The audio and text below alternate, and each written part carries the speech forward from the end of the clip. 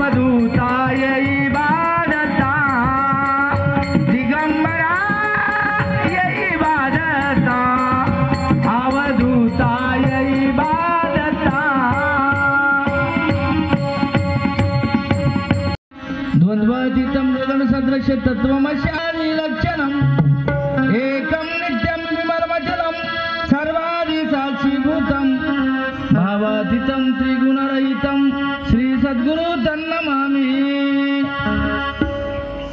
सद्गुरु महाराज की जय। अवधूत चिंतन श्री गुरुदेव दत्तात्रेय महाराज की जय। अत्रि अनुसया माता की जय।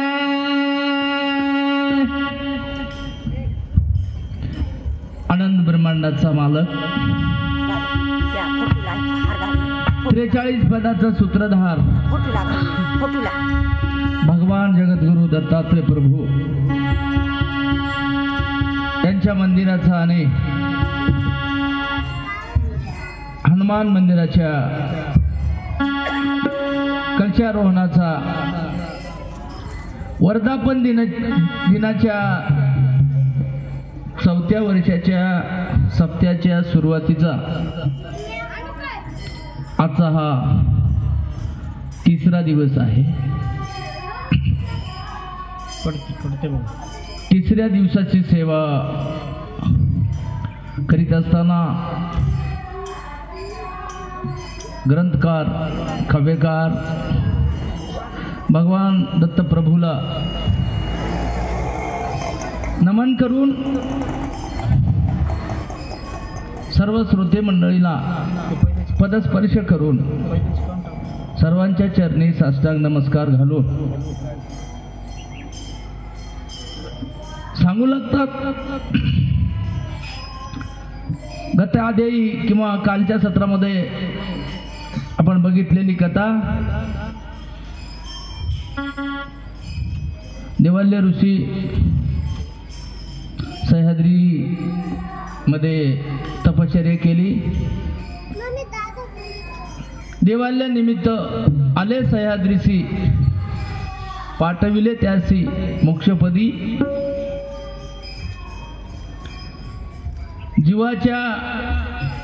जीवाचा उद्धार करावया जाण, घातिले आसन अनंत युगी. वाट पाहे शुद्ध लक्षणीचा राव, धरून या भाव जाये वेगी. आणि बाळगीर स्वामी म्हणे, नाता नाताचा बापूजी पायाचा अभिलाषी. अनंत पाठातल्या या अभंगाला अनुसरून काल आपण एक चरित्र बघितलं. देवाले महाराज ऋषी दत्त महाराजाच्या तपश्चर्येसाठी गेले. देवाल्याची भक्ती पाहून, दृढ निश्चय पाहून, सत्य, विचार, विश्वास आणि निश्चय, मला सिद्धांतांनी धर्माचे 4 पाय सांगितले. पहिला पाय सत्य आहे, दुसरा पाय विचार आहे, तिसरा पाय निश्चय आणि विश्वास, असे 4 धर्माचे पाय सांगितले. धर्म या 4 पायावर उभा आहे आणि हे 4 पायाचं अनुकरण किंवा हे 4ही गोष्टी देवाल्यांनी प्राप्त केल्या होत्या. आणि म्हणूनच ही धर्माची मूर्ती सह्याद्रीला आली होती. देवाल्यानेच सह्याद्रीला भगवंताला आणलं असं नाही. आपल्यालाही आपल्या घरी भगवंताला देवाल्यापेक्षाही अगोदर आणता येते. देवाल्याचं चरित्र आपण पाहत असताना त्याच्यामधून आपल्याला शिकण्यासारख्या बऱ्याच गोष्टी आहेत. ए लेकरो,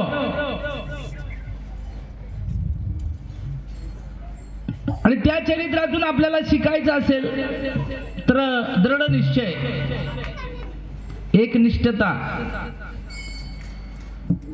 विश्वास आणि विचार, ह्या गोष्टी जर आपण ग्रस्ताश्रम करीत असताना थोड्याशा स्वीकारल्या भगवंताबद्दल,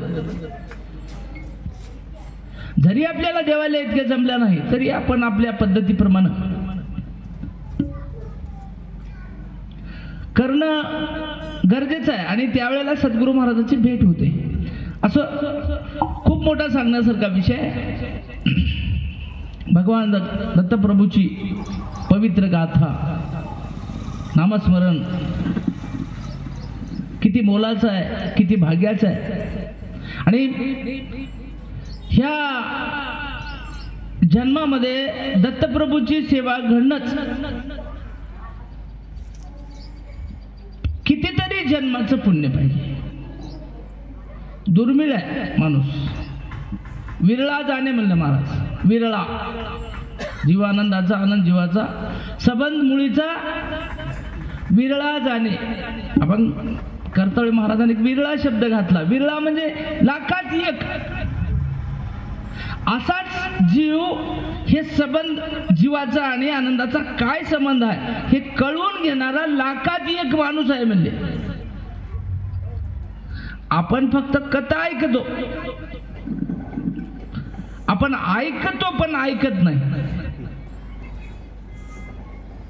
आपण ऐकतो पण ऐकत नाही. इथं बसून सांगणाऱ्यांना सांगितलं, तुमच्या कानापर्यंत आवाज आदळला, इतकी गोष्ट पक्की होय, पण पुढची गोष्ट खरी नव्हती. म्हणून आम्हाला अनादी काळापासून जन्म मरणाच्या फेऱ्यात असं गुंतावं लागलंय. आणि म्हणून देवाल्याच्या साठी भगवान तिथं आले. आपल्यासाठी सुद्धा भगवान धावून येतील असंच एक चरित्र आपल्याला आज बघायचं आहे. त्रतायुगामध्ये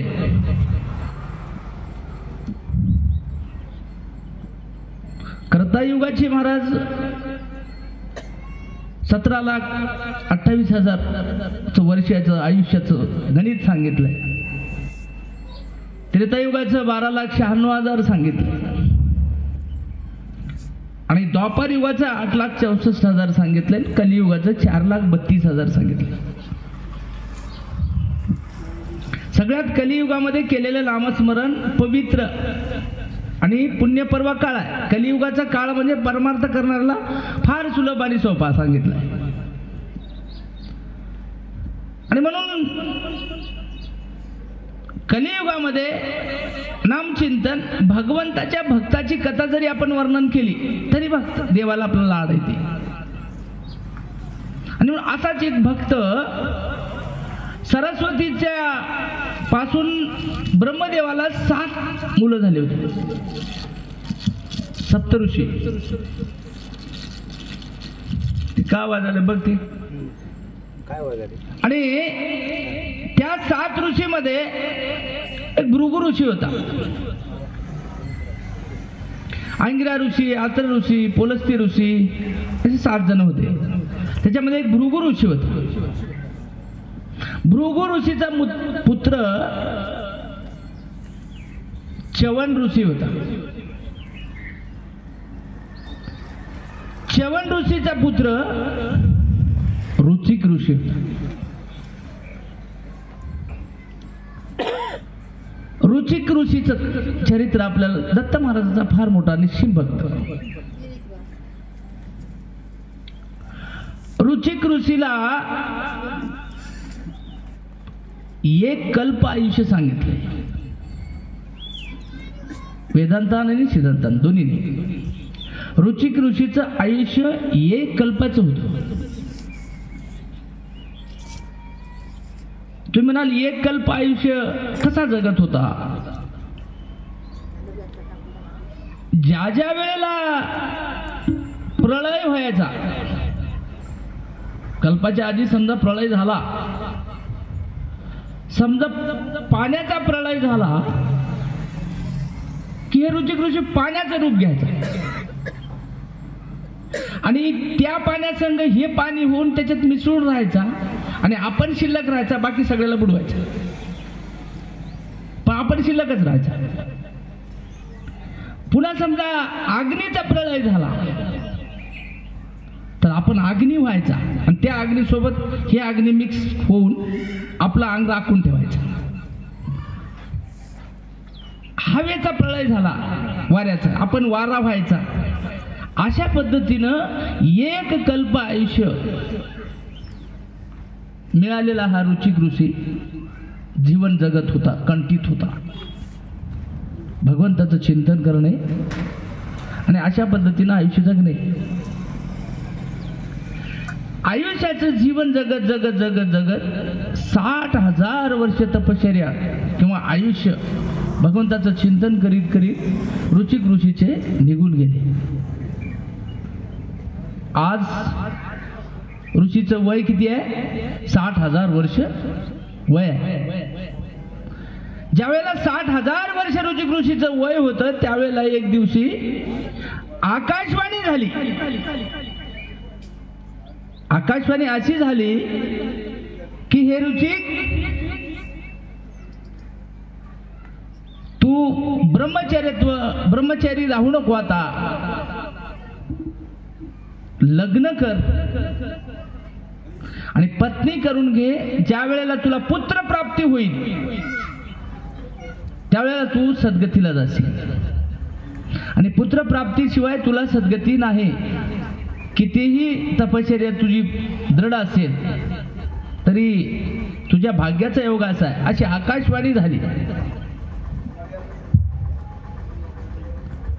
प्रारब्ध, संचित आणि क्रियमान हे 3 कर्माचे प्रकार आहेत महाराज.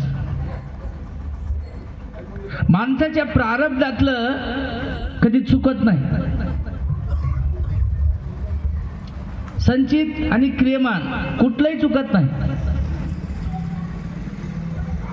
प्रारब्धातल्या गोष्टी भोगाव्याच लागतात, देवादिकाला सुटल्या नाही. आपण ज्याला देव म्हणतो अशा देवाने सुद्धा प्रारब्ध भोगले, प्रारब्ध भोगावच लागते. आणि अशी आकाशवाणी झाल्याच्या नंतर रुचिक ऋषी विचार करू लागला, कारण आकाशवाणीला खोटं मानत नव्हते. त्या काळची आकाशवाणी म्हणजे भगवंताचं मनोगत मानलं जायचं. आजची आपण आकाशवाणी खरीच मानतो की एखादी बातम्यात दिलेली गोष्ट खोटी कशी मानता येईल. आपण अधिकृत जसे आपल्या वाहिनीवर जे बातम्या लागतात, बातम्यामध्ये समजा एखादी बातमी प्रसारित केली तर ती खोटी असेल असं आपल्याला म्हणता येत नाही. कारण ती आकाशवाणीवर ज्या वेळेला बातमी येते ना, ती बुड धरून कुठेतरी त्याचा बेस ठरूनच आलेली असते. आणि आताची आकाशवाणी केंद्रावरून चलते, त्यावेळेसची आकाशवाणी भगवंताच्या अंतर्मनातून चालायची आणि तिथली आकाशवाणी इथल्या मनाला कळायची. ये हृदयीचे ते हृदयी. आणि म्हणून ही आकाशवाणी ऐकली रुचिकानं आणि चिंतातूर झाला. विचार करू लागला, वयाचे 60,000 वर्ष संपले. आकाशवाणी तर अशी झाली की लग्न कर, बायको करून घे, मुलगा झाल्याशिवाय मला मोक्ष प्राप्ती नाही. काय विचित्र नमुना आहे. विचार करीत बसला. भगवंताबद्दल विचार करता करता 2 दिवस निघून गेले. विचार करीत करीत बसल्यावर आचार्य नारदाची स्वारी तिथं आली. नारदाला भेट झाली. संतांच्या संगतीचा सहवास महाराज काहीतरी देऊन जाते. आणि नारदाने विचारलं रुचिक ऋषीला, म्हणले महाराज. एकोणिकाने प्रणाम केला, भेट झाली, संवाद झाला. आणि नारदाने विचारलं, महाराज ऋषी थोडस म्लान मदन तुमचं दिसत आहे. त्यावेळेला रुचिकानं सांगितलं, महाराज आकाशवाणी माझ्यासाठी एक विपरीत झाली. काय आकाशवाणी झाली? त्यावेळेला रुचिकानं सांगितलं नारदजीला की आकाशवाणी अशी झाली की माझी वयाचे 60,000 वर्ष पूर्ण झाले आणि आता आकाशवाणी म्हणते तुम्ही लग्न करा, संसार थाटा, तुम्हाला मुलगा होईल, त्यावेळेस तुम्हाला परमगती मिळेल. त्यावेळेला नारदानी स्मित हास्य केलं आणि सांगितलं प्रारब्धाचा भोग चुकत नाही आणि आकाशवाणी खोटी नसतेच. नारदानी त्याला बळ दिलं. कारण आकाशवाणी जरी झाली तरी रुचिक ऋषीचं मत लग्न करायचं नव्हतं. असं कसं बरं दिसते, मला आता कोण बायको देईल, आणि बायको केली तरी लग्न झाल्यावर संसार बंधनात अडकण्याची तयारी नव्हती. भले भले लोक संसारापासून सुटा म्हणून प्रयत्नात होत आणि मला संसारामध्ये जायचं भगवंतानं कसं सांगितलं असेल. 80% रुचिकाचं मत नव्हतंच. त्यावेळेला नारदजी म्हणले भगवंताची वाणी आहे तर निमूटपणानं मान्य करायला पाहिजे. आणि ऋषीजी तुम्ही अवश्य लग्न करा. आणि म्हणून ही नारदाची वाणी रुचिक ऋषीला पटली म्हणण्यापेक्षा मार्ग सोयीचा होऊ लागला.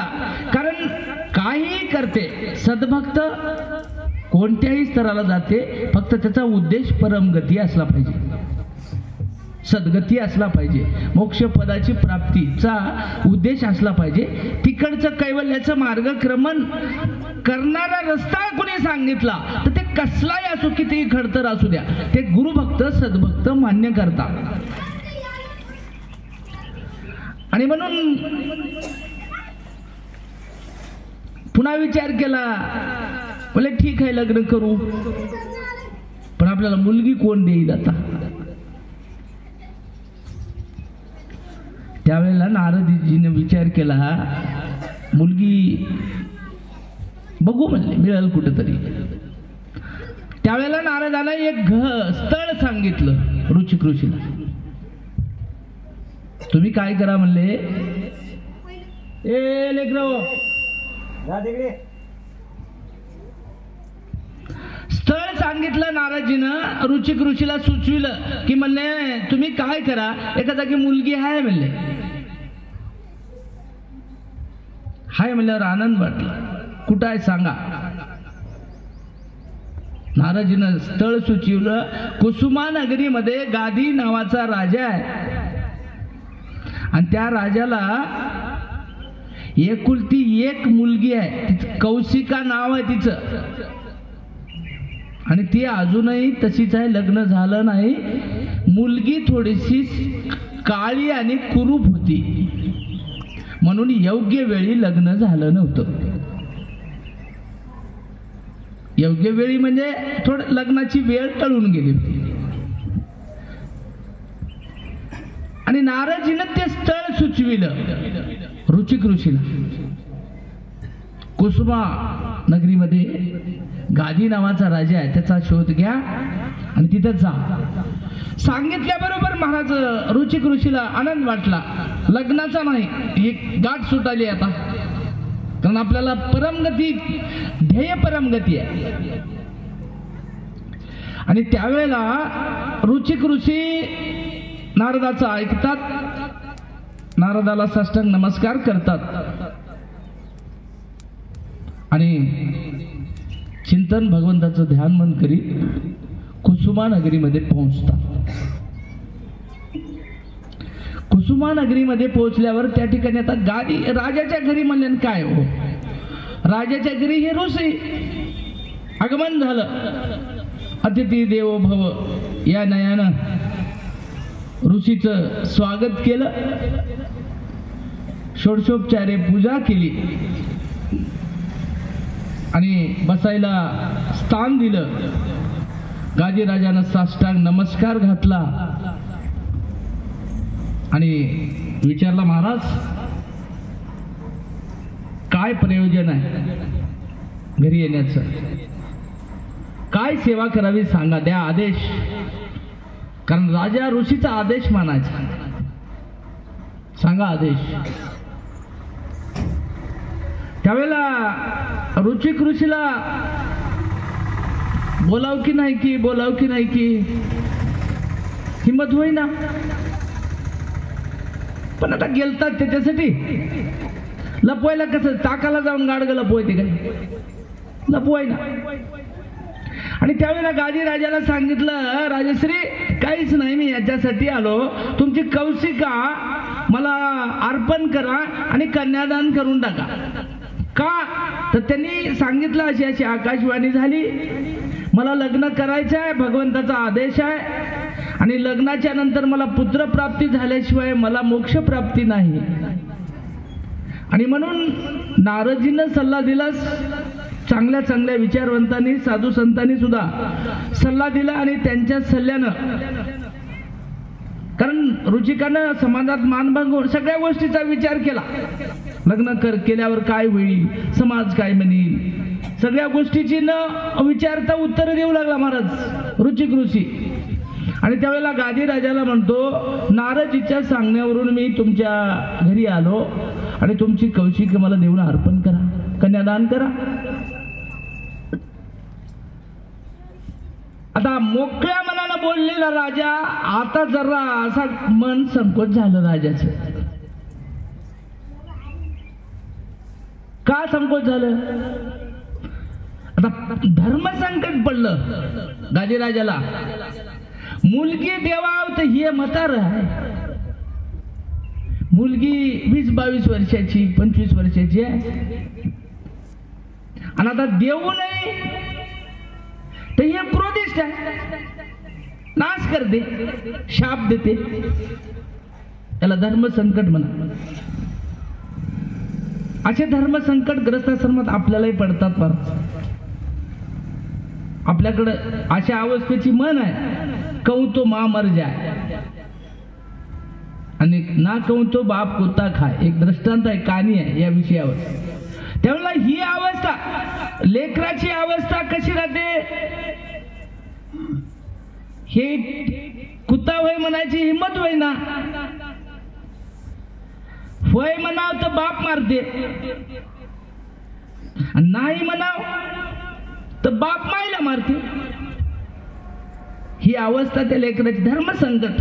आणि म्हणून अशा धर्मसंकटात राजा पडला आणि गादी राजा विचार करू लागला, वो आता नेमकं कराव काय.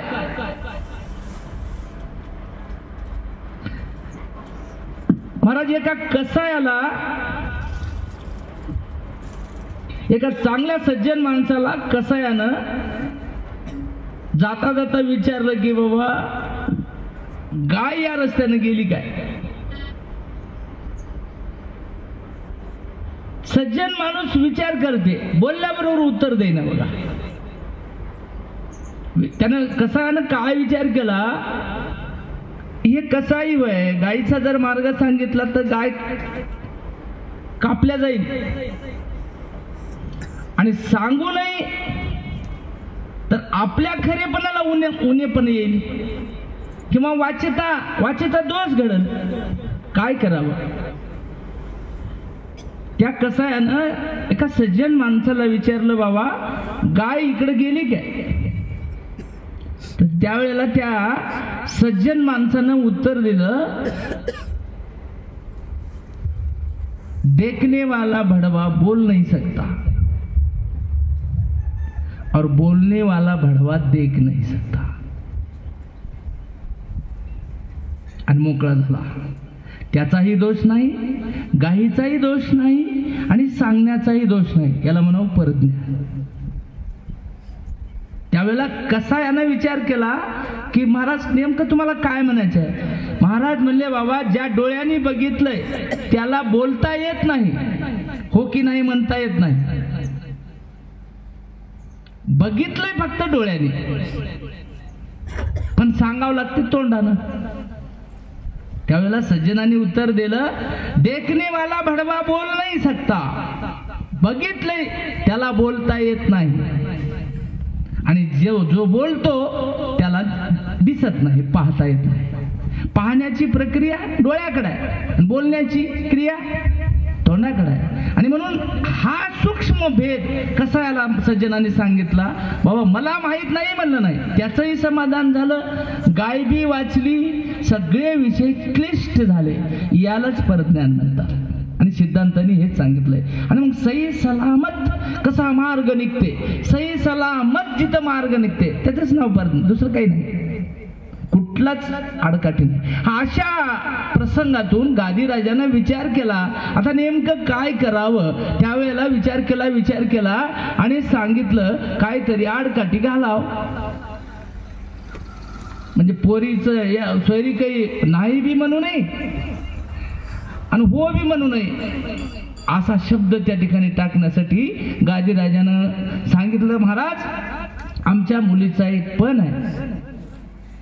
काय पण आहे सांगा, काही अडचण नाही, मुलगी तुम्हाला नक्की देऊ. पण मुलीचं म्हणणं आहे किंवा मुलीचा पण असा आहे की या जगामध्ये जो कोणी 500 श्यामकर्ण आणील त्याला आमची मुलगी वरमाला घालणार आहे. कुठलाच विचार केला नाही महाराज, डायरेक्ट रुचिकानं सांगितलं मी आणतो. हो म्हणलं, वचन दिलं गादीराजाला. आता श्यामकर्ण महाराज जगाच्या पाठीवर कुठंच नाहीत, फक्त सूर्याच्या रथाला. सूर्याच्या रथाला जे घोडे होतं त्याचंच नाव श्यामकर्ण आहे. सूर्याच्या रथाशिवाय जगात इतरत्र कोण्याच ठिकाणी एकही श्यामकर्ण शोधून मिळत नाही. त्यावेळेला गादीराजाला वाटलं याला असल्या अडचणीत टाकलं की नाही, याची तिकडं अडचण सुटणार आणि तिकडं अडचण न सुटल्यामुळं आपल्याला पेच पडणार असं समजलं गादीराजानं. आणि सांगितलं 500 श्यामकर्ण घेऊन या आणि त्यावेळेला आमची मुलगी तुम्हाला वरमाला घाली. मान्य केलं रुचिकानं, वचन दिलं. आणि तिथून आला. शेजारी एक तळव होतं, त्या समुद्राच्या शेजारी त्या तीरावर तपश्चर्या करीत बसला. 12 वर्ष झाले तप चालू आहे. त्यावेळेला याच्या तपश्चर्याचं बळ म्हणून समुद्रातला हळूहळू पाणी कमी होऊ लागलं. पाणी कमी झाल्यामुळं जलचराला त्रास होऊ लागला. आणि एक दिवस समुद्र खवळला आणि समुद्रानं रूप प्रगट केलं आणि रुचिक ऋषीला विनवणी केली की महाराज तुम्ही काय करता, हे काय करता. तर रुचिक ऋषीने सांगितलं मला 500 श्यामकर्ण पाहिजे. त्यावेळेला समुद्राने सांगितलं श्यामकर्ण कुठं आमच्याकडे राहतात काय, तुम्ही अनाठाई तुमची जी मेहनत करीत आहात ती तुमची मेहनत वाया जाणार आहे आणि श्यामकर्ण इथं मिळत नाहीत. तुम्ही आम्हाला रिकामा त्रास देऊ नका आणि तुम्हाला श्यामकर्ण पाहिजे असतील तर तुम्ही ब्रह्मदेवाकडे जा. मान्य केलं रुचिकाने. आता मिळच ना म्हणल्यानं काय हो, दुकानदारानं वस्तू आमच्याकडे नाहीच म्हणल्यावर गिऱ्हाईक कुठं जाय, वापसच जावं लागतं, इलाज नाही ना. ब्रह्मदेवाकडे जा. रुचिक ऋषी तिथली 12 वर्षाची तपश्चर्या संपली, ब्रह्मदेवाकडे गेले आणि ब्रह्मदेवाकडे जाऊन आदरातिथ्य झालं, संवाद झाला. ब्रह्मदेवाला सांगितलं की बाबा अशी अशी आकाशवाणी झाली, मला लग्न करायची वेळ आली, लग्न केल्याशिवाय मुलगा झाल्याशिवाय मला परमगती नाही आणि परमगती मिळाल्याशिवाय जन्माला येऊन फायदा नाही. आणि म्हणून ह्या गोष्टीच्या पेचात मी सापडलो, मला 500 श्यामकर्ण पाहिजे आणि कसंही करा माझी अडचण सोडवा. ब्रह्मदेव म्हणला श्यामकर्ण द्यायची ताकद माझ्याजवळ जर असली तर मी हंसावर हिंडत होतो काय म्हणलं. मजा राहत नव्हतं का मला मायापाशी श्यामकर्ण घोडा माया रथाला, ते लायकी आमची नाही बाबा, तुम्ही विष्णूकडे जा. विष्णूकडे गेले. विष्णूनं सांगितलं ती ताकद आमच्याकडे नाही, ती ताकद जर आमच्याकडे असेल तर आम्ही गरुड कशाला वापरित होतो. महादेवाकडे गेले दोघं तिघं मिळून. महादेव दुरूनच हसले, हे ताकद माझ्याजवळ असल्यावर मी नंदी कशाला वापरित होतो. हा काय येड्यावनी असा. मग ह्या तिघालाही पर्याय शोधला. महादेवाला शेवटी सांगितलं की बा कसं करायचं. काहीच नाही म्हणले रुचिक ऋषी, तुम्ही ही जी मेहनत घेता ही निरर्थक आहे आणि कामाची नाही आणि तुम्ही बिनकामी मेहनत करू नका. तुम्ही सह्याद्री पर्वतावर जा आणि अनंत ब्रह्मांडाची घडामोड करण्याची ताकद फक्त दत्तप्रभू मध्ये आहे. हे तिघांनाही सांगितलं रुचिक ऋषीला, ब्रह्मदेव, विष्णू आणि महादेव. तिघांनाही सांगितलं तुमचा हे पेट सोडवायचं असेल तर तुम्ही सह्याद्रीवर जा आणि भगवान दत्तात्रय जगत गुरुचं चिंतन करा. त्यावेळेला महाराज कसं आहे, माणसाला दुखणं वाढलं की नाही भेटलेलं करते, सांगितलेलं करते. बघा माणूस कोणीही रस्त्यावर सांगू द्या, काय बी करते, सांगितलेलं. काय काय केलं, मी दवाखान्यात होतो मरणाच्या दारात, म्हणा मला काय माहित नाही. हे आमचा दिगंबर बोधामोडन आमचा जिजा कोण्या महाराजाकडे गेलेत की माहूरला 4 तासाच्या मध्ये नांदेडला एक वस्तू आणून माझ्या खिशात ठेवली, म्हण मला माहित नाही. त्यावेळेला पुन्हा मला घरी आल्यावर आमची माय म्हणली, नंदगा जिजा आणि दिगंबर बोधमोड माहूरला गेलेत. माहूरच्या महाराजांना फोन केला की तुम्ही तात्काळ या, आज संध्याकाळी मी एक वस्तू देतो ती घेऊन त्याच्या ताब्यात द्या किंवा त्याच्या खिशात द्या किंवा पाजवा, काय माहित नाही मला पुढचं.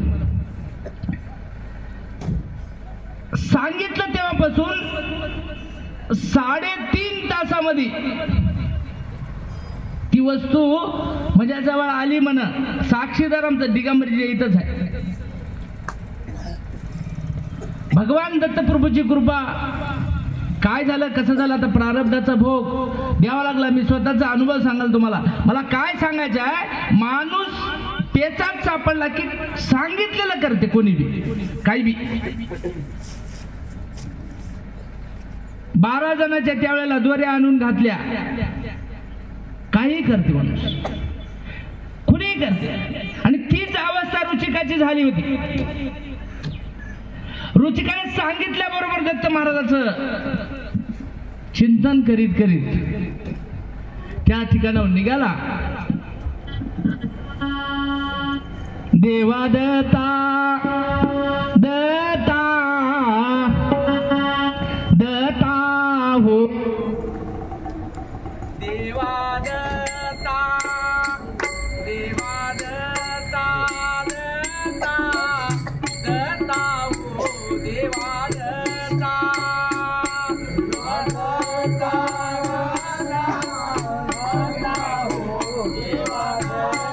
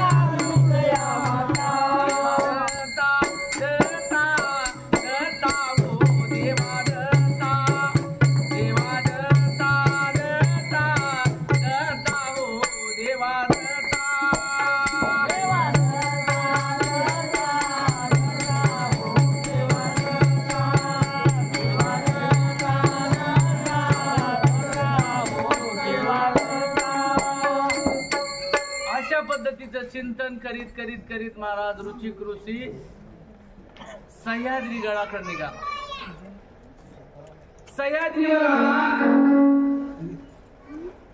सह्याद्रीवर पोहोचला आणि त्या ठिकाणी तपश्चर्या मांडली.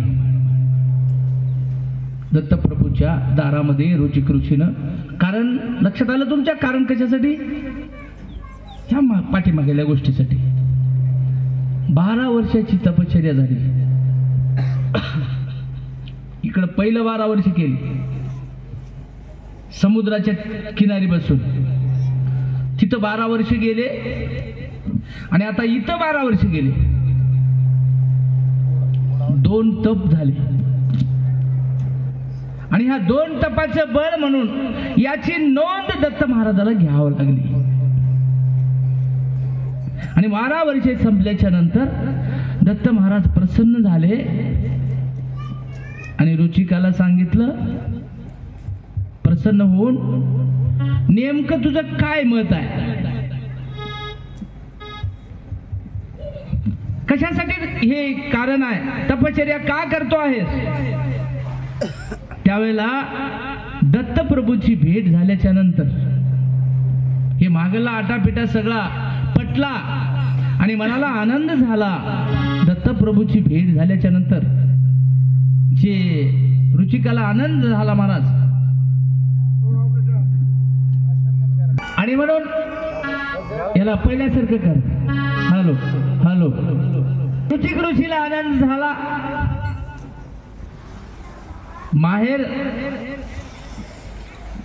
माहेरातला माणूस भेटल्यावर सुद्धा बाई लेकीला जितका आनंद होते की नाही, माहेरातला माणूस भेटल्यावर आनंद होते त्याच्याही पेक्षा जुन्या काळचं माहेर सांगाल. आताच काही माहेरात घरात फरक राहिला नाही. त्यावेळेला रुचिक ऋषीला किती आनंद झाला. एका काव्यामध्ये महाराजांनी वर्णन केला. निरालंबीचा देवाला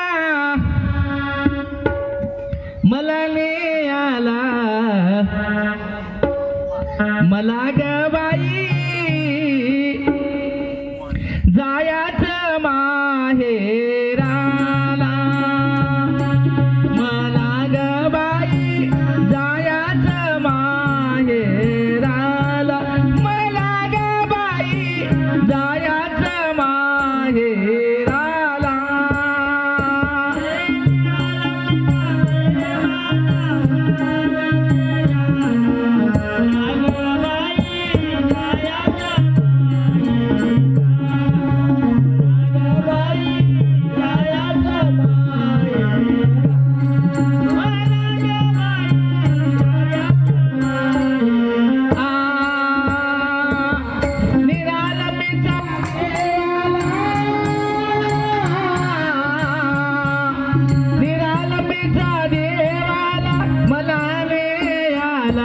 मला ग बाई जायाचं माहेराला मला ग बाई जायाचं माहेराला मला ग बाई जायाचं माहेराला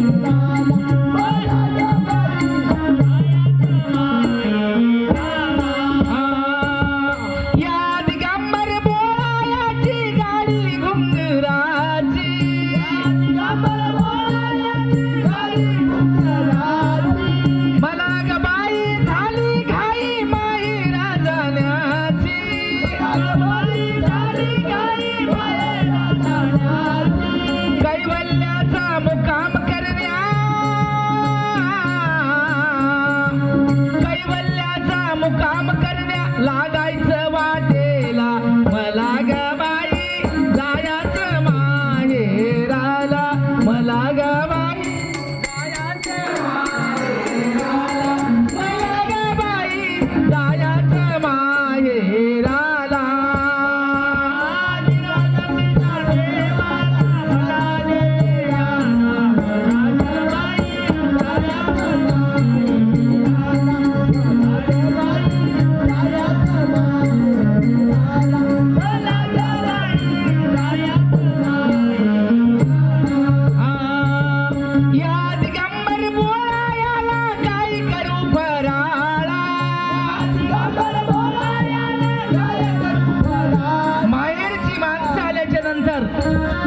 बाई लेकीला त्याला कुठे ठेवू काय करू कसं बसू किती आदर करू तन मन लावून त्या माणसाची सोय करते बोलाव्याची कारण आनंदाला पारावार राहत नाही तीच अवस्था इथं काव्यकारानं वर्णन केली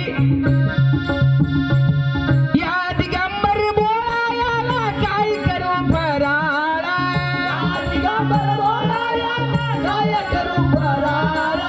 संगे घेऊन आलाय बघा साधूचा मुराळा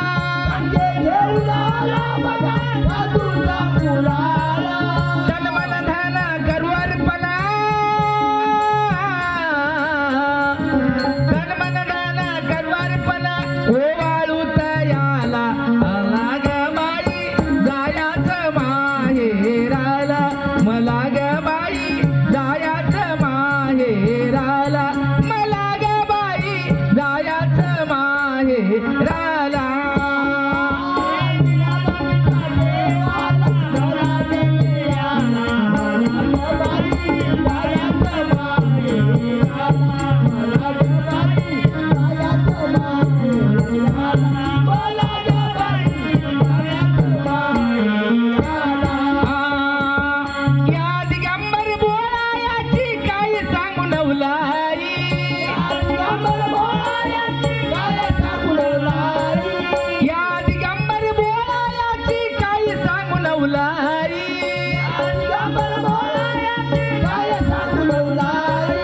हातात चिमटा काकीत ढोळी जवळ काही नाही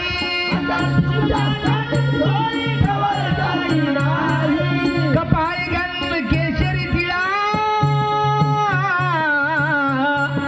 कपाळ गंध केशरी तिळा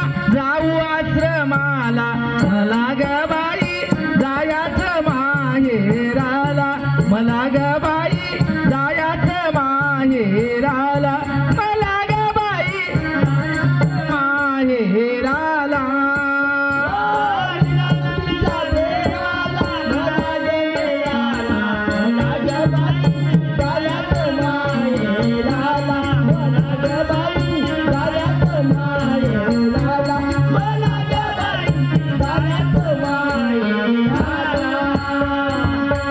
असा बोळाई ज्याला ज्याला माहेरला जायचं आहे अशा जीवाला न्यायला येते. तुम्ही बोळाव्याची मन लावून वाट बघा, नक्कीच बोळावं तुमच्या दारात आल्याशिवाय राहणार. पण बोळावं तुम्हाला यायचं असेल तर काय करावं लागते? काम क्रोध मद मत्सर करतात बेजार. काम क्रोध मद मत्सर या 4 गोष्टीवर 6 गोष्टीवर या जीवानं विजय संपादन करावं लागते. कामाला जिंकावं लागते, क्रोधाला जिंकावं लागते. मद जमत नाही, मत्सर द्वेष जमत नाही, लोभ चालत नाही. ह्या षडविकारापासून आम्हाला मुक्ती मिळवावी लागते म्हणण्यापेक्षा त्याच्यावर अंकुश ठेवावा लागते. त्यांना आपण म्हणाल तसं वागवायची ताकद हिंमत ज्या दिवशी येते आपण त्याच्या मनाने चाललो. एक गोष्ट 2च्या ऐवजी 3दा सांगितली, चटकन आपल्याला क्रोध येते. आपण क्रोधाच्या अधीन, क्रोध आपल्या अधीन असला पाहिजे. आणि म्हणून ह्या क्रोधावर षडविकारावर आम्हाला विजय मिळविता आला पाहिजे. अशा मनुष्या तृष्णा कल्पना इच्छा वासनेवर आमचा अंकुश असला पाहिजे. आणि हे अंकुश ज्या दिवशी बसेल त्या दिवशी बोळावू नक्की तुम्हाला शोधत येईल. चला माहेरा. काम क्रोध मद मत्सर करतात बेजार.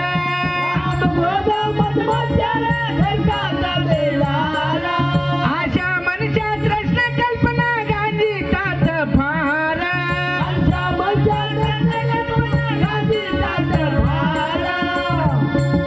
दास गुरुचा गंभीरपणाचा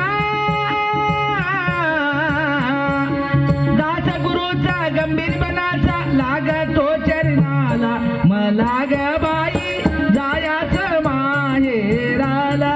मला ग बाई जायाचं माहेराला. मला ग बाई जायाचं माहेराला.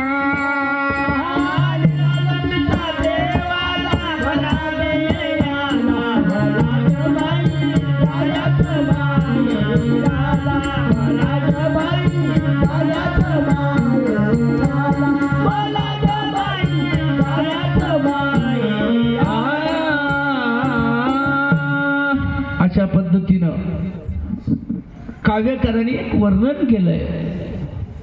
भावाब्दीमध्ये तळमळ करीत असलेल्या जीवाला सोडविणारा गुरुबंधू किंवा बंधू जर भेटला तर ज्याप्रमाणे सासरवास ज्या घरी व्हायलाय अशा सुनेचा भाऊ बा बंधू कोणी जर माहेराहून आला तर किती आनंद होते. त्याच्याही पेक्षा पराकोटीचा आनंद महाराज कैवल्याचा दाता भेटल्यावर होते. आणि त्याचं वर्णन काव्यकारांनी या ठिकाणी केलंय.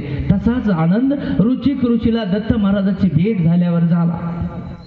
आणि त्यावेळेला दत्त प्रभूंनी विचारलं कशासाठी ठाण मांडलंय. त्यावेळेला रुचिक ऋषीनं सांगितलं, महाराज तुमची आकाशवाणी अशी झाली की मला प्रारब्धामध्ये लग्न करावं लागणार आहे. लग्न झाल्याच्या नंतर बायको येईल, बायको आल्यावर लेकरू होईल आणि पोरग होईल. मुलाचं तोंड बघितल्यावर मला परमगती मोक्ष मिळेल. असा माझा प्रारब्धाचा भाग आहे. आणि आकाशवाणी ऐकून मी प्रयत्न खूप केले पण तुमच्याशिवाय ही गोष्ट साध्य होणार नाही.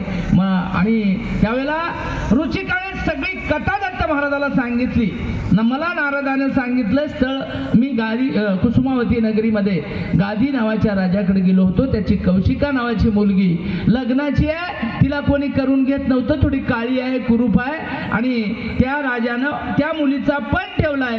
त्या मुलीचा पण असा आहे 500 शामकर्ण वारू जो कोणी आणेल त्याला ही मुलगी हार घालील आणि मला तिच्याशिवाय मला दुसरी बायको जगात कोणी देत नाही आणि एकच पर्याय मिळालाय.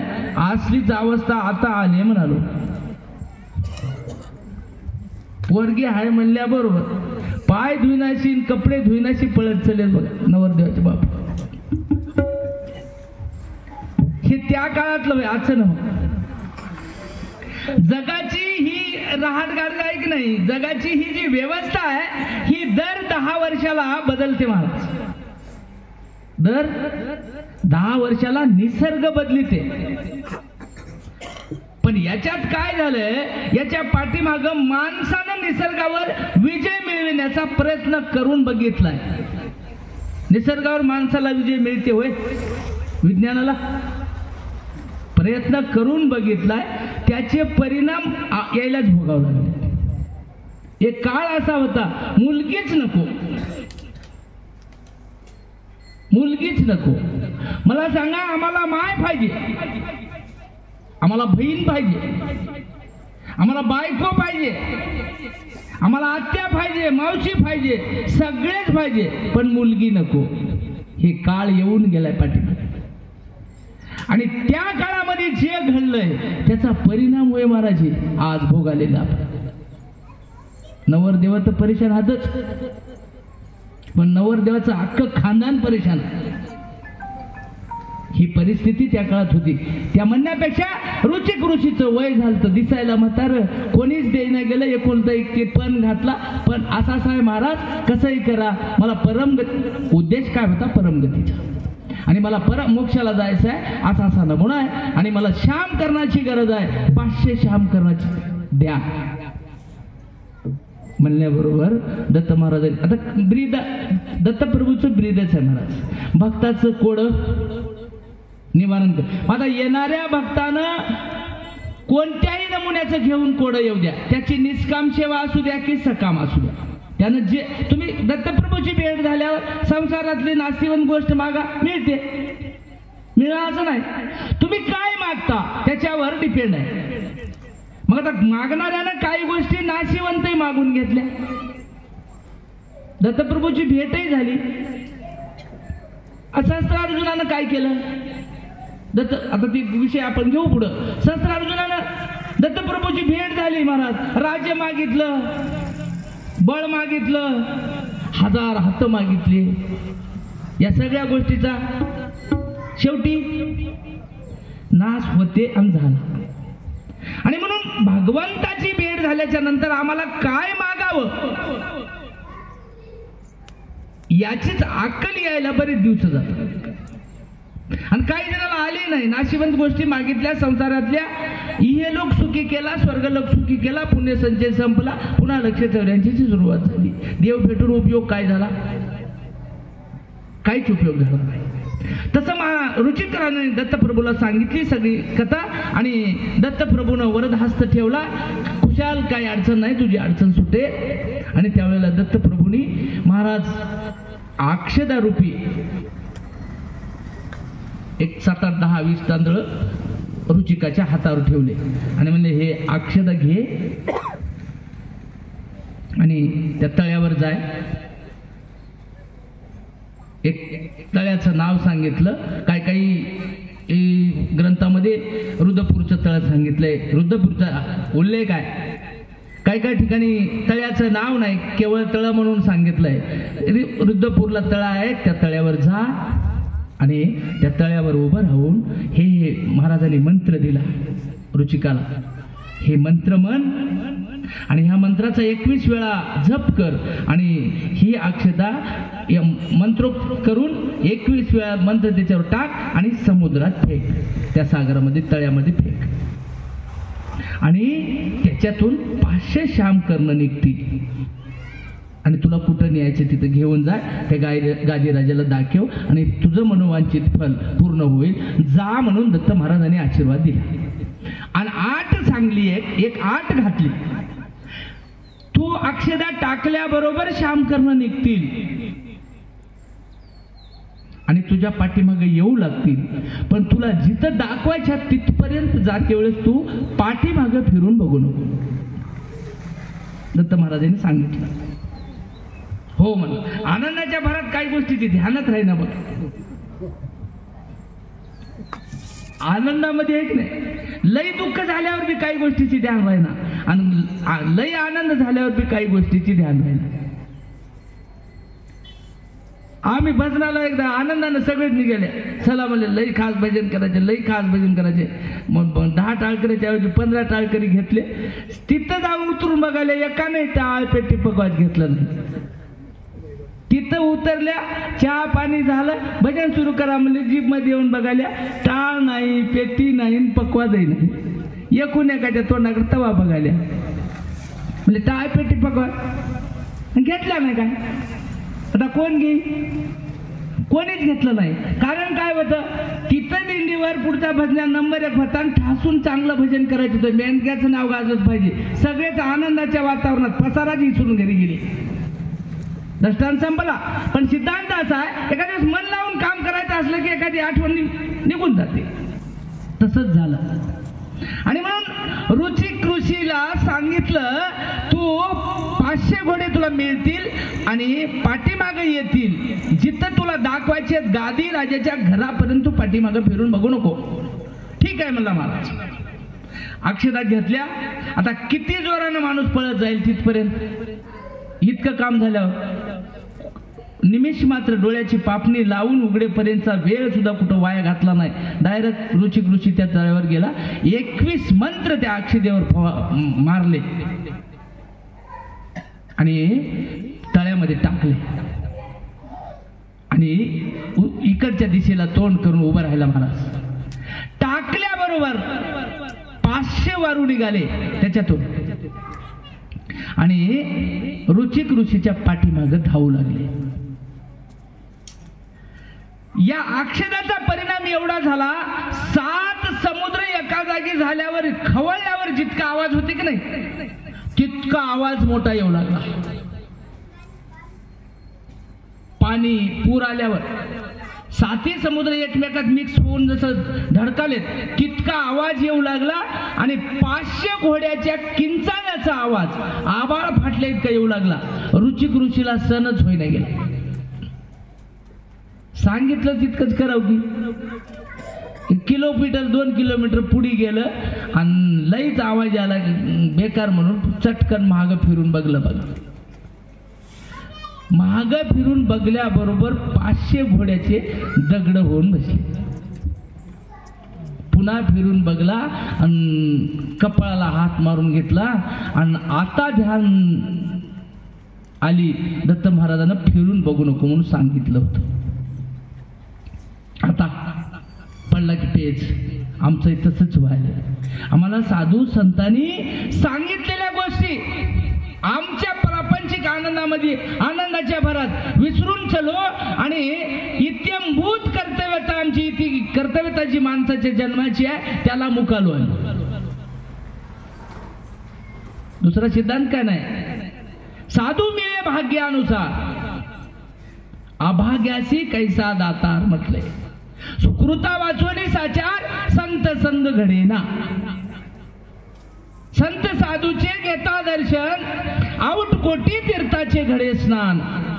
सत्पात्राचे देता अन्नदान, कोटी यज्ञ फल प्राप्ती.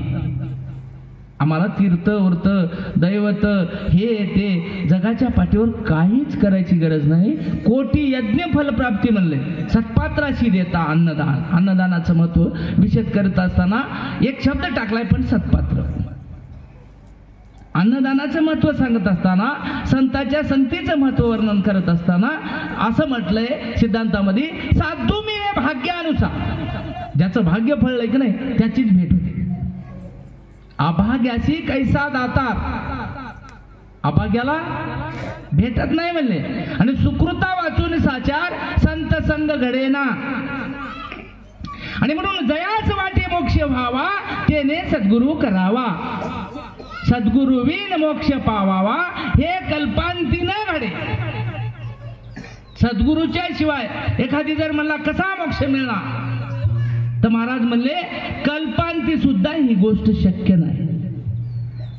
म्हणून साधूची भेट झाली होती महाराज रुचिक ऋषीला. साधू कोणाला साधू म्हणाव? अनंत ब्रह्मांडाची गोवी ती गोविली सद्गुरु पायी. म्हणून तया नाम गोसाई दुजिया म्हणता दूषण म्हटलंय मोक्ष सिद्धांत. साधू हे सद्गुरूलाच म्हटलंय. अनंत ब्रह्मांडाची गोवी म्हणजे अनंत ब्रह्मांडाची शक्ती अनंत ब्रह्मांडाची ताकद ती गोविली सद्गुरु पायी. आणि तया नाम गोसाई दुजिया म्हणता दूषण. दुसऱ्याला गोसाई म्हणू नये दत्त महाराजाशिवाय. गोसाई जर कोणी जगाच्या पाठीवर असेल तर केवळ एक सद्गुरूच आहे, त्याचंच नाव गोसावी आहे. आम्ही लेकराला सुद्धा गोसाया म्हणतो. गोसावी ही व्याख्या थोडस सूक्ष्म भेदात गेलो तर आम्हाला सद्गुरू आणि अशा गोसायाची भेट आम्हाला जीवनामध्ये जर झाली तर आमचं पूर्व पुण्य फळाला. आणि म्हणून ही अवस्था रुचिक ऋषीला प्रदान झाली होती. पण रुचिक ऋषीला सांगितलेली आठवण नसल्यामुळं त्या 500 घोड्याचे महाराज यानं परतून रुचिक ऋषीला पाठीमागे फिरून बघला. किंचाळण्याचा बेकार आवाज येऊ लागला, पाण्याचा आवाज येऊ लागला. आणि म्हणून मागं फिरून बघला. बघल्याबरोबर त्या 500 घोड्याचे दगडात रूपांतर झालं. शास्त्राने सिद्धांतांनी सांगितलं तुम्हाला ही गोष्ट खोटी वाटत असेल तर आजही रिद्धपूरला चला. 500 दगडा या घोड्याच्या मूर्त्या तिथं आताही आहेत. माणसं तिथले देवापेक्षा जास्त त्या घोड्याची भक्ती करतात. बघायचं असतील कोणाला की उगं काही सप्ताह लावतात, स्टेज लावतात, लाऊडस्पीकर लावतात तर येड्यावानी काही सांगित बसतात असं जर कोणाला वाटलं तर ह्या सिद्धांताचा आधार घेऊन तिथं चला, तिथं या. आणि तिथं 500 घोड्याच्या मूर्त्या आजही उपलब्ध आहेत. तिथं पूजन होते. आणि पुन्हा रुचिक ऋषीने विचार केला. पुन्हा दत्त महाराजाकडे गेला. दत्त महाराजाला जाऊन पुन्हा विनंती केली. अपराधाला मिती नाही. रुचिक ऋषी म्हणतो किती सांगू अवगुण पापाच्या झाल्या राशी याची गणना करील कोण.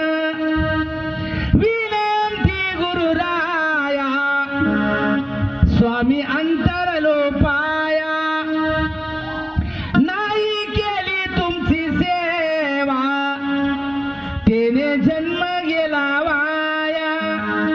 विनंती गुरुराया. रुचिक ऋषी पुन्हा जाऊन विनंती करू लागला.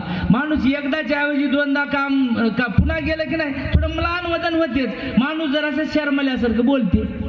पहिला भाव राहते काय बोलण्यामध्ये राही ना. दिवसभर शंकर जिजानं बैल दिले मला. दिवसभर आऊत आणलं, पाणी पाहिजे लाईन चाराही टाकलं नाही. दिवसभर काम करून घेतलं आणि संध्याकाळी नेऊन सांगितलं आणि पुन्हा फोन करून सांगायला मी बैलाला पाणी पाहिजे लाईन चाराही टाकलं नाही. बरं आता ते धनी दुमाऱ्याला मागल्याबरोबर बैल दी. असंच झालं रुचिक ऋषीचं. महाराज म्हणला अपराध घडला माझ्या हातून. दत्त महाराजांनी स्मित हास्य केलं. जाण आता तिथं काय तिथे त्याला काही सांगायला ते काय पिपली के पामे घुंगरू बंदे तो बी आला सुनताय. मुंगीच्या पायामध्ये घुंगरू बांधून जर मुंगी नाचू लागली तर त्या घुंगराचा आवाज सुद्धा त्याला येते. ही गोष्टी सांगायला होतात का त्याला? जाणलं आणि सांगितलं. पुन्हा त्रिदोष माझ्या अंगी तेने करून मलिन झालो माया प्रपंची भरलो. खूप हे विषय आमचा हे विनंतीतला या संबंध जोडालो मी फक्त. आणि तशी जशी रुचिक ऋषीने विनंती केली की नाही तशीच विनंती आपल्यालाही करावं लागते भगवंताजवळ.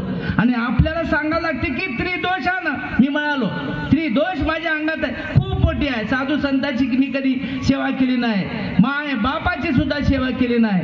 अवेरले गुरुमा वाक्य सुद्धा माझ्याकडून अवेर झालाय, कुठलंच नाही. पापाच्या अनंत राशी आहेत भगवान, सगळ्या निमूटपणानं माफ कर. पायाचा मी दास दत्ता अर्जी ऐकावी, पतित पावना दीन दयाळा माझी लज्जा राखावी.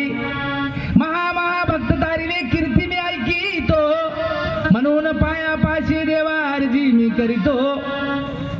म्लेंच राजा हिन जातीचा नामे उद्धरिला, माझा विषयी कैसा बापा विसर तुला पडला. तळमळ कराव भगवंतापाशी, तुझी कीर्ती मोठी आहे, कसंही करून मला एकदा उद्धार कर. आणि पुन्हा ऋषीनं विनंती केली, महाराज माझा गुन्हा झाला, एकदाच माफ करा.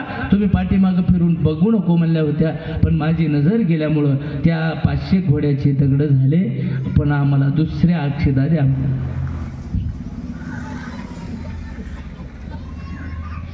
दुसऱ्या अक्षदा आता तिथं आमचं नारायण पाटील राहायचं होतं. एक माझ्यासारखं जे थोबाडी थानीतो हानते की नाही माणूस. इतकं महत्वाचं काम मला सांगा, घरी विसरून गेलं, तिथं जाऊन अशी किती विनंती करू लागला, राग येते काय, लोभ येते का त्याचा. आणि म्हणून भगवंतानं तिथं, भगवंताकडे एक मोठा गुण आहे महाराज, दया. भगवंताकडे दया नाही, पण हे दत्त महाराज साधूचा अवतार असल्यामुळं दत्त महाराज, बाकी अवताराकडे दया नाही. बरं, बाकी अवताराचा विषय कसा, करशील तसं भरशील. कारल्याचं येल लावलं ना, केळ पिकणार नाही. जैसा करेगा वैसा भरेगा. आणि म्हणून फक्त दया कोणाकडे आहे, संताकडेच आहे. संताकडे दया नसली असली तर माऊली पसायदानामध्ये म्हणत होती का, जे खळांची व्यंकटी सांडो तया सत्करी मिरती वाढो, भूता परस्परे जडो मैत्री जीवांची म्हणत नव्हते.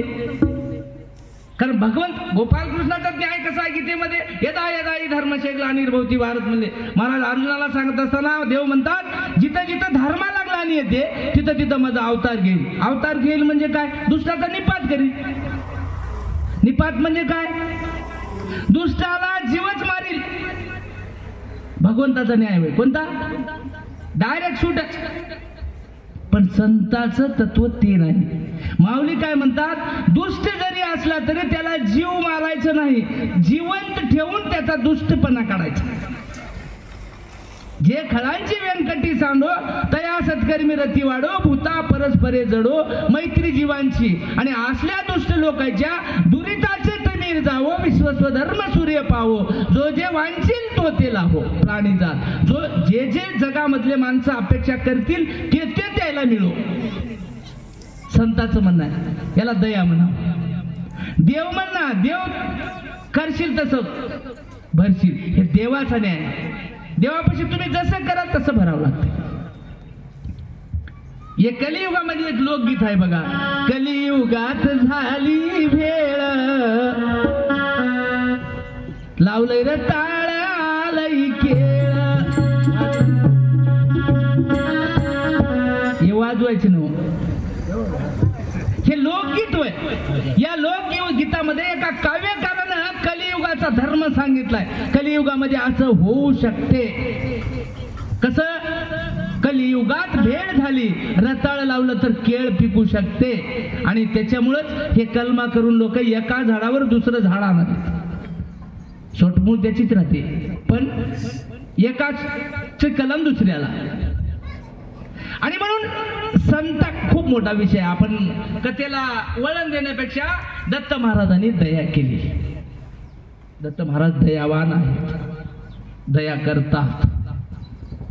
आणि म्हणून पुन्हा एकदा अक्षता दिल्या आणि सांगितलं, आता तरी ध्यान राहील की पुन्हा फिरून वापस बघायचं नाही. मंत्र सांगितला आणि अक्षता दिल्या आणि पुन्हा जा म्हणले. पुन्हा गेला रुचिक ऋषी, तळ्यामध्ये अक्षता टाकल्या. 500 वारू निघाले. नीट घेऊन महाराज गादी राजाच्या घरी गेला. घरी जाऊन गादी राजाला विनंती केली, राजा तुझ्या मुलीचा जे पण होता की नाही ते 500 घोडे मी घेऊन आलो. आश्चर्यचकित झाला महाराज राजा, गादी राजा. अरे बाप रे, कारण ही गोष्ट शक्यच वाटली नाही. हे राजा खरं करील बोलणं असं वाटलंच नव्हतं. गादी राजा आश्चर्यचकित झाला आणि त्यावेळेला गादी राजाला लक्षात आलं की याच्यात काय तपश्चर्याचं बळ आहे. माणसं एखाद्या वेळेस सोयरीक देता वेळी पोरगा नुसतंच बारीक आहे, जमीन नाही काही नाही, याला कशी देवा पोरगी म्हणून विचार करतात. मोठं घर बघून मोठ्या घरी देतात आणि 4 लेकरं झाल्यावर मग कळते यालाच दिलेली बरी होती काय की. कळून काय फायदा आहे पुन्हा, तसलाच नाही आहे महाराज. त्यावेळेला गादी राजाने विचार केला, इतक्या भानगडी करण्यापेक्षा पहिलं आल्यावर दिलेलं बरं होतं काय की म्हणलं. विचार केला, त्याच्या शक्तीची अनुभूती गादी राजाला आली. मुलीला बोलविलं, कौशिका पाचारण केलं आणि वरमाळा घातली. दोघांचं लग्न लागलं आणि लग्न लागल्याच्या नंतर वधू वर पाठवणी करून काढून देत असताना गादी राजानं ह्या राजाकडे विनंती केली. आता राजाला किंमत काय आली ना, हे राजा केवढा आहे ते. त्यावेळेला गादी राजाने विनंती केली, म्हणले रुचिक महाराज तुम्ही भाग्यवान आहात, पण माझं एक काम करा, मला सुद्धा पुत्र संतान नाही, एकच मुलगी होती ते कौशिका. हे पुढच्याच काय दुःख नाही, पुढचं काय म्हणालंय, मुलगा प्राप्ती झाल्याशिवाय मला मोक्ष नाही म्हणून त्यानं बायको केली. ज्याची कौशिका मुलगी होती की त्याला दुसरं लेकरू नाही गादी राजाला, ते कौशिका एकच होती. त्यावेळेला गादी राजानं रुचिक ऋषीला म्हटलं की बाबा तुम्ही जसं मुलगा पाहिजे म्हणून पत्नी केल्या, मला पत्नी आहे सगळंच आहे, पण मला एकच मुलगी आहे, मुलगा नाही, म्हणजे मलाही मुलगा होण्याची काही व्यवस्था लागते काय म्हणला. तर त्यावेळेला रुचिक ऋषीनं प्रयत्न करू काही हरकत नाही म्हणले आणि भगवान प्रभूची प्रार्थना केली, महादेवाची भक्ती केली, प्रार्थना केली आणि महादेवाकडून 2 फळं मागून घेतले. महादेवाला सांगितलं महाराज मला 2 फळं द्या, आणि त्यावेळेला महादेवानं रुचिक ऋषीला 2 फळं दिली होती. एक फळ त्याच्यातलं काढून गादी राजाला दिलं रुचिक ऋषीनं, म्हणले हे फळ खा तुम्ही आणि पत्नीलाही खाऊ घाला, आणि एक फळ ही आता नवीन बायको झाली की नाही याची कौशिका, तिला खाऊ घातलं आणि आपणही खाला. आणि गादी राजाला खाऊ घातलेल्या फळापासून गादी राजाला विश्वामित्र नावाचा मुलगा झाला. आणि रुचिक ऋषीला जे फळ बाईला खाऊ घातलं होतं कौशिकेला, त्याच्यापासून जमदाग्नी जन्मला. अशा ह्या 2 मुलं, याचा मुलगा जमदाग्नी आणि गादी राजाचा मुलगा विश्वामित्र. अशा पद्धतीनं या ठिकाणी कथा वर्णन केली. पुढे ज्याचा त्यानं सुखी संसार केला या ठिकाणी सिद्धांतानं सांगितलेली कथा या ठिकाणी संपदा आहे. ही कथा दत्तप्रभूची भक्ती करणाऱ्याची कथा जी मांडली आहे, जी दत्तप्रभूची सेवा करणाऱ्याची जी लिस्ट आहे, जी यादी शास्त्रानं वर्णन केलेली आहे, बऱ्याच लोकांची आहे. प्रमुख आपण इथे या ठिकाणी घेणार आहोत. तुम्हाला सांगतो ही कथा सांगत असताना मला काही पूर्वकल्पना नव्हती गुरुजी. हे कथा सांगायची आहे, बसायचं आहे. कसं एखादी काम लावत असताना पूर्वनियोजन जर असेल तर अजून थोडंसं सुटेबल केलं असतो. कुठलंच काही मी टाचन काढलेलं नाही, कुठलं काही पोथी उघडून बघितलेली नाही. हे नाम मात्र आता पूजेला राहावं म्हणून इथं पोथी आणून ठेवलेली आहे. पण या ग्रंथातले हे विषय मी सांगालेले होतं की नव्हतं याच्यात हात की नाही मला माहित नाही. पण ही जी कथा आहे आपण 8 सिद्धांतामधून एकत्रित केलेली कथा, एकत्रित केलेला कथा मला काय फार लय मोठा अभ्यास नाही. पण आमचे नारायण पाटील ज्या वेळेला कुठं हे करतात, भजन म्हणतात, आजपर्यंतचे त्यांचे जे माझ्यावर संस्कार आहेत त्या संस्काराचं फलित म्हणून मी तुमच्या पुढे वेडी वाकडी कथा करण्याचा प्रयत्न करीत आहे. आणि म्हणून कुठलंही काही टिपण नाही, टाचन नाही, काही नाही, काही नाही. बसल्याबरोबर भगवान जशी बुद्धी देते पण सांगित असलेलं भगवंताची ही जागा वय या ठिकाणी बसून बिना वाचल्याशिवाय कुठला तरी आधार असल्याशिवाय वक्तव्य करीत नाही एवढी गोष्ट मात्र निश्चित. मग मी एखाद्या अधिकारी पुरुषाच्या तोंडून ऐकलेली असेल किंवा एका जागी वाचलेली असेल, पण कथेचा भाग असा या ठिकाणी रुचिक ऋषीची भक्ती, दत्त महाराजाची भक्ती रुचिक ऋषीनं केली आणि दत्त महाराजाला प्रसन्न करून घेतलं. आणि या कथेच्या शेवटी एक अभिप्राय असा आहे, महाराज भक्ती करायची असेल तर भक्ती ही सकाम नसावी. भक्ती करीत असताना निष्काम सेवा किंवा निष्काम भक्ती असावी. दत्त महाराजाची रुचिक ऋषीनं भक्ती केली, पण सिद्धांतांनी या रुचिक ऋषीच्या भक्तीला खालून अंडर रेश मारली लाल. त्याचं कारण असं होतं, रुचिक ऋषीनं दत्त महाराजाची भक्ती केली प्रपंचातल्या सुखासाठी. हे सगळं आटापिटा प्रापंचिक आहे, याच्यासाठी त्याच्याकडून हस्तगत करून घेतलं. अशी भक्ती जर केली आम्ही तर आमची भक्ती सकाम असेल तर त्याचं प्रायश्चित्त सुद्धा तसंच असेल. आणि म्हणून या गोष्टीचं प्रायश्चित्त पुढं नंतर त्याचं रूपांतर परम गतीमध्ये होईल. ते विषय वेगळा, प्रारब्धाचा भाग आहे. पण सकाम भक्ती करू नका, निष्काम सेवा करा. निष्काम सेवा करीत असताना आपल्याला कुठल्याच गोष्टीची त्या ठिकाणाहून लालूच, लालसा, इच्छा, आशा, मनशा काहीच नसावी, तेव्हा भक्ती आपली त्या ठिकाणी फळाला येते. अशा पद्धतीची या ठिकाणी रुचिक ऋषीची शास्त्राने वर्णन केलेली कथा आहे. पुढे आपण हळूहळू दुसरी कथा करून एक तोपर्यंत सुंदर भजन करणार.